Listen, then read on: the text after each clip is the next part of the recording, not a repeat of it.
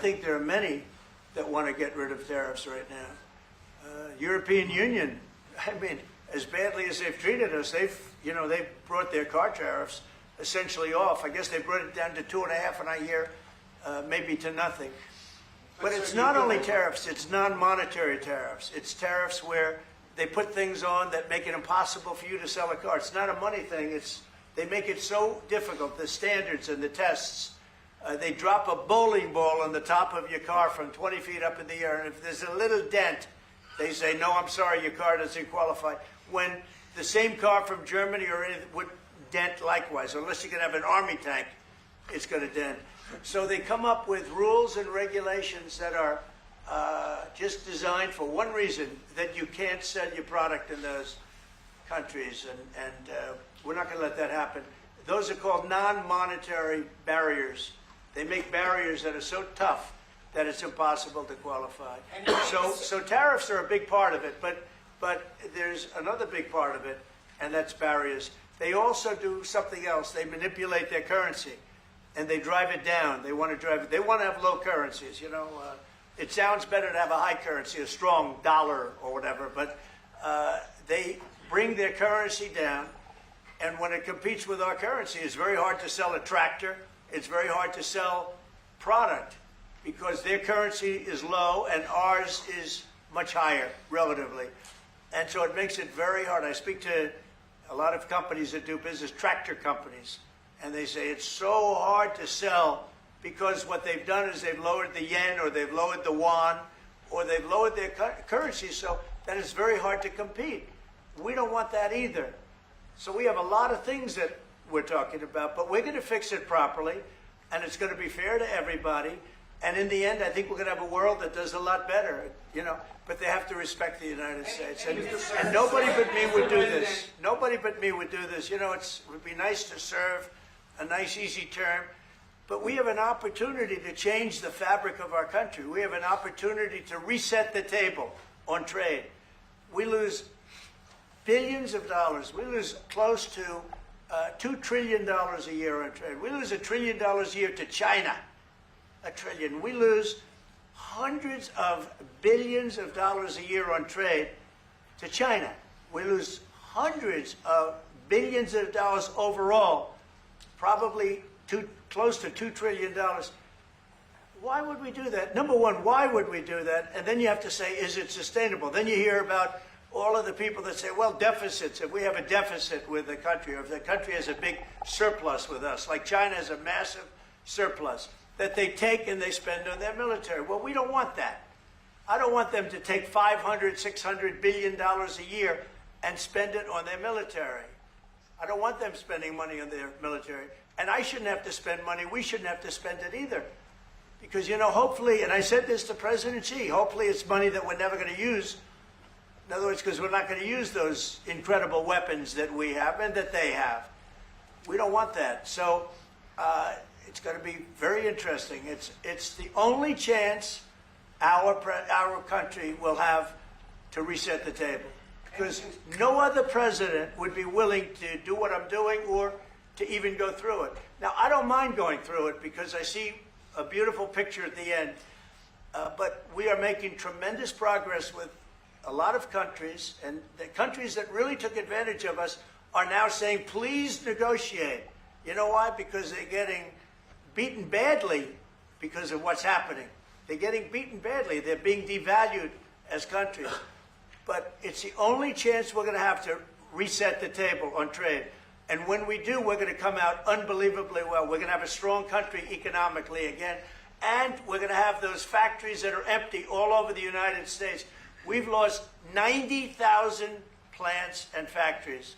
Think of this, 90,000, you wouldn't think it's possible, 90,000 plants and factories since NAFTA, which was, by the way, the worst trade deal ever developed, ever had by any country anywhere, NAFTA. And I terminated NAFTA. Everybody said it would be impossible. And I terminated it through Congress. We terminated it. You had to get it through Congress. It was a trap. It was a horrible thing. And we got it done. The problem is they cheat. They cheat like crazy. Canada cheats, Mexico cheats, just one of those things.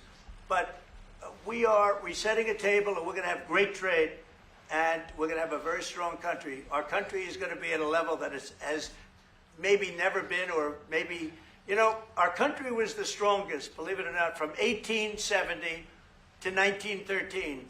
You know why? It was all tariff-based. We had no income tax. Then in 1913, some genius came up with the idea of let's charge the people of our country, not foreign countries that are ripping off our country. And the country was never that kind of wealth. We had so much wealth, we didn't know what to do with our money. We had meetings, we had committees, and these committees worked tirelessly to study one subject. We have so much money. What are we going to do with it? Who are we going to give it to? And I hope we're going to be in that position again. Mr. President, do you plan to reduce the tariffs that your government put on Israeli goods, 17%? On where? On Israeli goods, the 17%. Do you plan Well, to we're reduce talking about a whole new trade. Maybe not. Maybe not. Don't forget, we help Israel a lot. We give Israel $4 billion a year. That's a lot. Congratulations, by the way. That's pretty good. But we give Israel billions of dollars a year. Billions. It's one of the highest of, and we give a lot of countries money.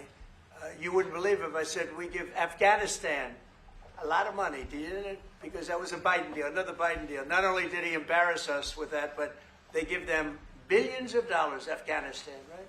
So, but no, we take good care of our friends, and we don't take care of our enemies. We're not taking care of our enemies anymore, but we do take care of our friends. The IDF is fighting again in the Gaza Strip. I myself might be called up in a month.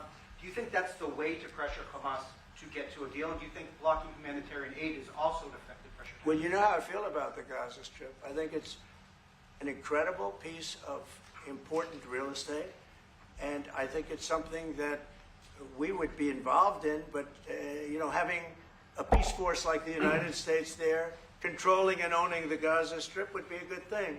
Because right now, all it is for years and years, all I hear about is killing and Hamas and problems. And if you take the people, the Palestinians, and move them around to different countries, and you have plenty of countries that will do that, and you really have a freedom zone. You call it the freedom zone, a free zone, a zone where people aren't going to be killed every day. That's a hell of a place. It's you know what I call it, a great location that nobody wants to live in, because they really don't. And when they have good living, real living, where Hamas and all of the problems they have, the level of death on the Gaza Strip is just incredible. And I've said it. I don't understand why Israel ever gave it up. Israel owned it. It wasn't this man, so I can say it. He wouldn't have given it up. I know him very well. There's no way. They took oceanfront property and they gave it to people for peace. How did that work out? Not good. Is the immigration, sorry, Mr. President, is the immigration? Which immigration? From Gaza. From Gaza.